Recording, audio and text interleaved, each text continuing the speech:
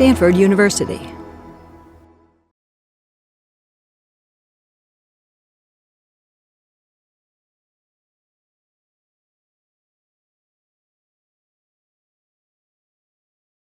Welcome back. We have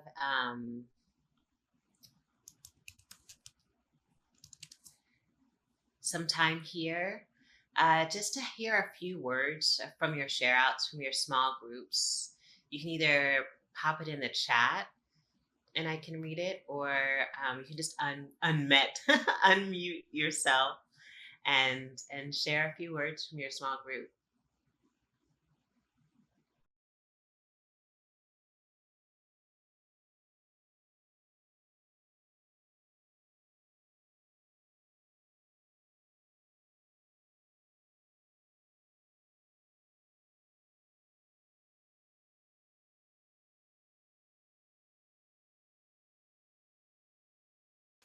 Thank you so much for that. Something that you said, Linda, reminded me that I was, just in an emergent way, beginning to think about this framework for liberation. And really what it's doing is helping us help ourselves change, right? Change our mode focus of attention, right? Unlearn the things that are not serving us. And so I'll just pop in the chat this acronym I was thinking about, but it's really a framework for change that's about collective habits for alchemizing our negative grasp of everything, our negative grasp on everything. Yeah. So that we can begin focusing on the things that we choose, that we want to see in the world. That whole be the change mantra requires practice, and you find it in yourself before you can seed it in the world. So thank you for those reflections, Linda. Does anyone else want to share? It looks like we had some words from Laura: freeing, grounding, working with discomfort, following the path of those truths towards something different, a relationship rather than an avoidance, right? And scrolling up a little bit here. And Yasmin, as you read those comments too, I want to emphasize as well that we have to develop a practice of holding discomfort in this work.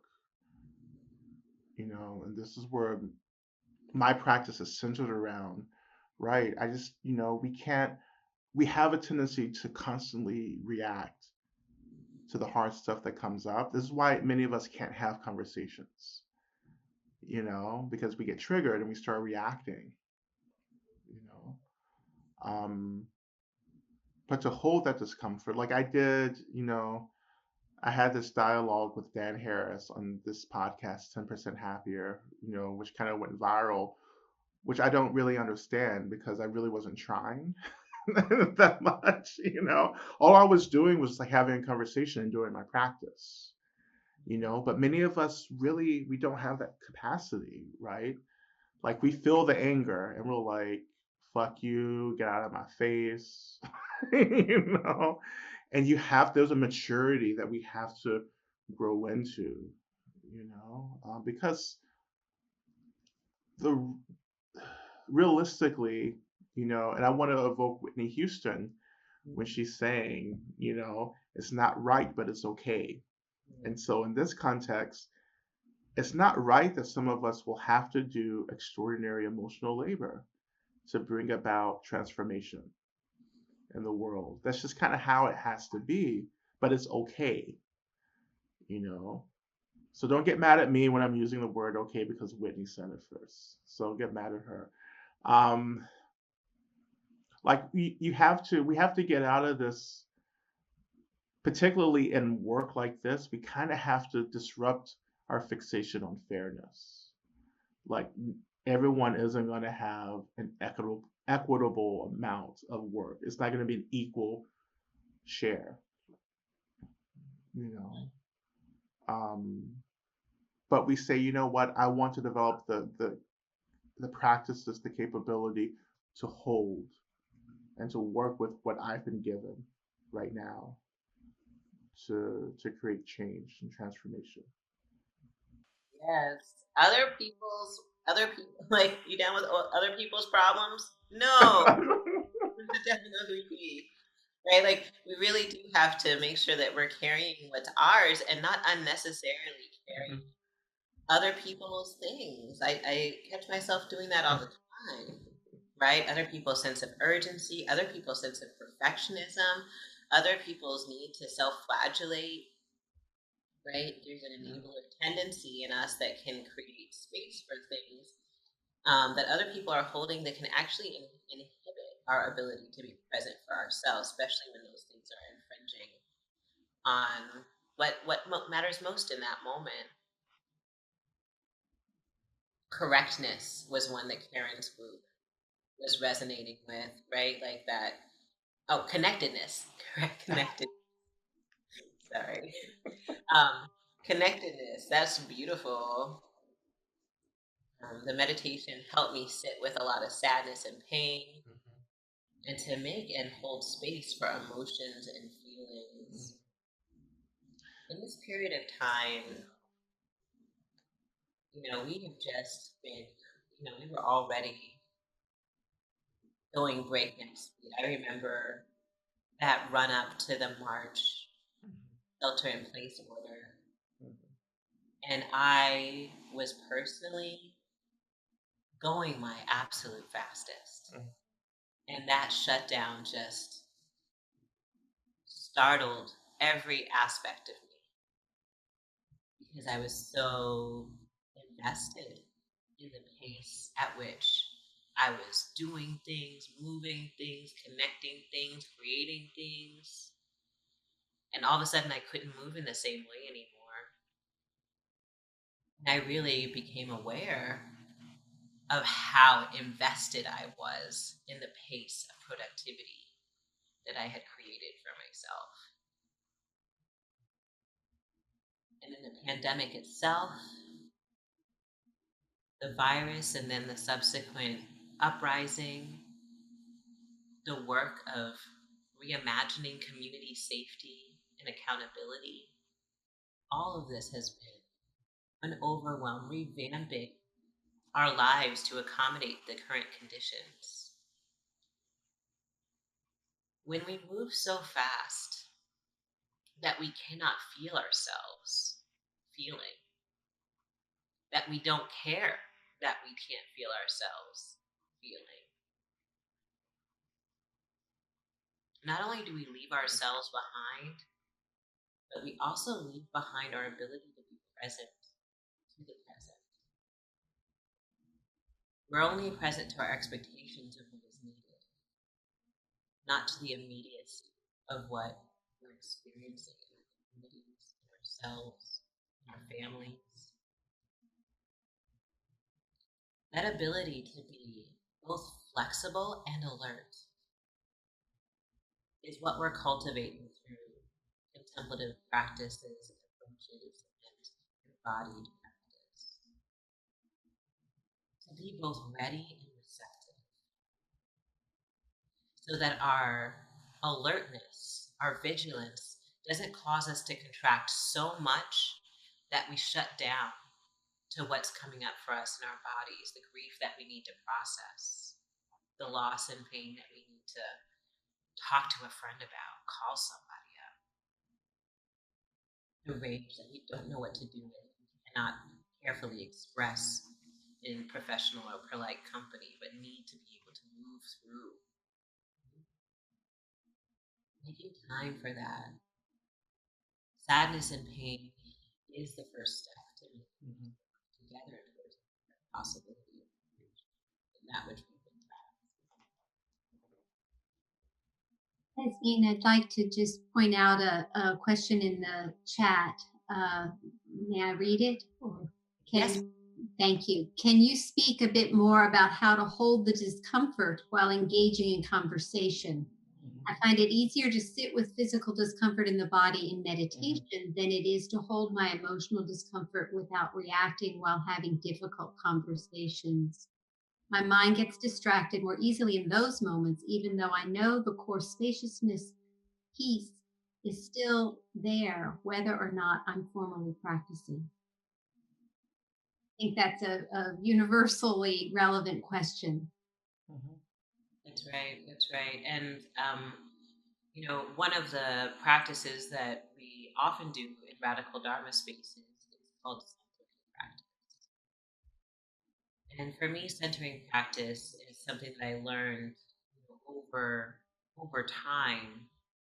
But it's really about um, beginning to train the body to lead the mind, to lead the spirit.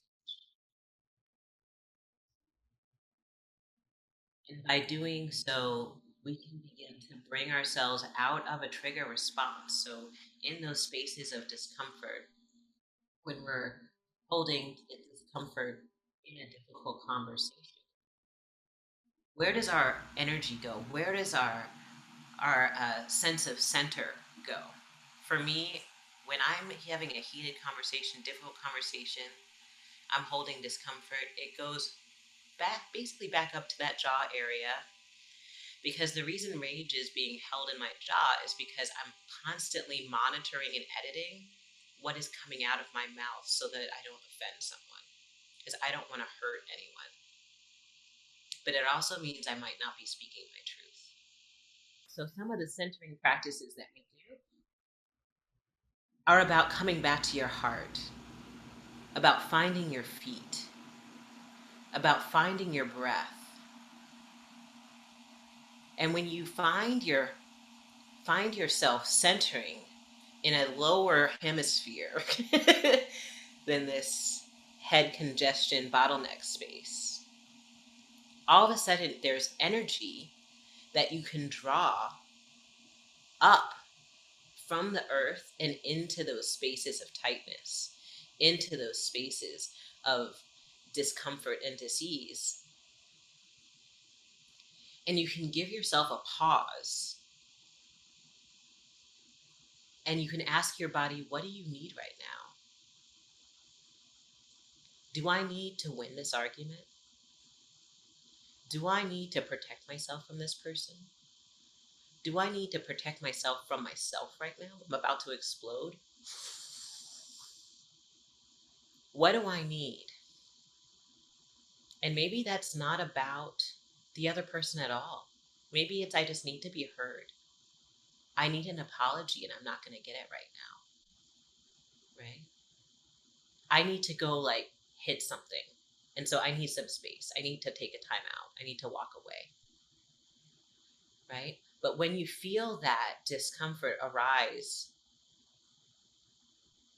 the first thing you do is say, hi. The first thing I noticed is that I bypassed it. It was trying to say hi. And I was like, yeah, but I'm trying to get my point across, right? And then something in my practice will be like, your head is about to explode, Jasmine. Perhaps you should check in. And so I find my feet. I find my breath. I touch my heart. I come back to my body and I ask her what she wants. Maybe she just needs to cry and be alone right now. Sandra shared that I found my Qigong practice to be helpful in moving energy from the earth and sky into my organs and to release energy blocks in my organs as well. Ah, what good medicine, Sandra, that you found there. I've been prescribed Qigong by a sound healer recently, and I'm going to be taking that up tomorrow. Tomorrow is my first session. Other folks, I'm sure, find similar movement is possible through yoga, through dance, through breath work. These are the tools that we already have at our disposal, but we forget sometimes to turn to them because we're so used to relying on our head to get us out of a jam. We're so used to mind over matter. And our matter, what really matters is the matter that we occupy. This body matters. And what does it mean for her to lead our minds, tell us what we need to be paying attention to. Maybe one or two more reflections.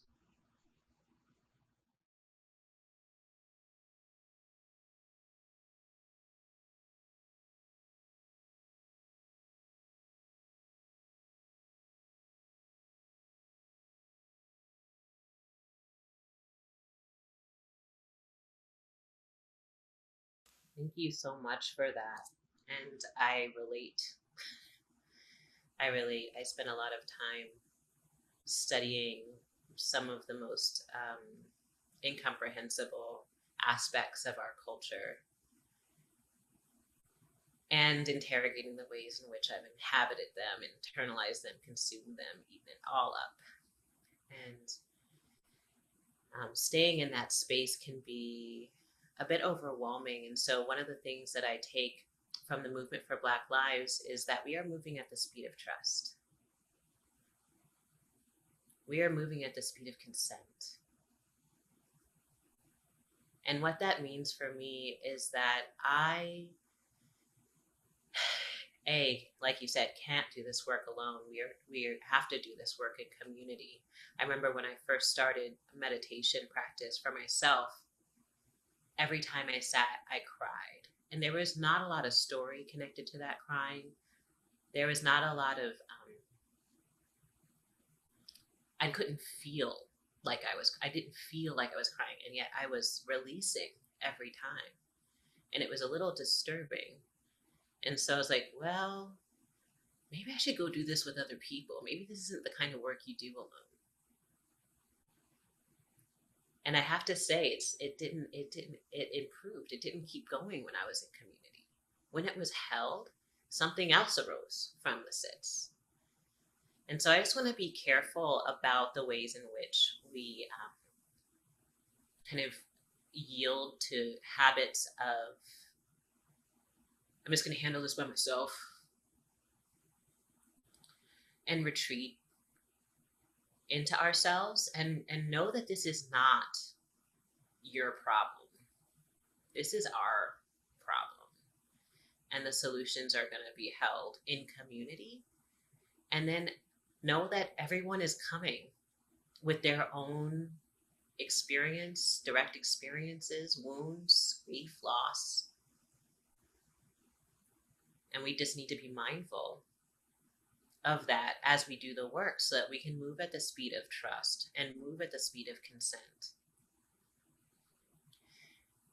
It's hard because the proximity to kind of the emergency of the moment has this kind of like unrelenting drumbeat, bass beat. And that can be a bit anxiety producing and make it feel like the best way to move is just to like meet it full force, right? With the same degree of urgency that it is imparting upon us. But the reality is that we are simultaneously healing and recreating the world that we are residing in, taking refuge on. That work is time work. And so slowing ourselves down long enough to be able to check in with, is this pace working for me? Have I hit my limit? Do I need to just go touch earth, go be in sun, be near ocean, heal, rather than continue to face this work head on? Because if we can't keep coming back,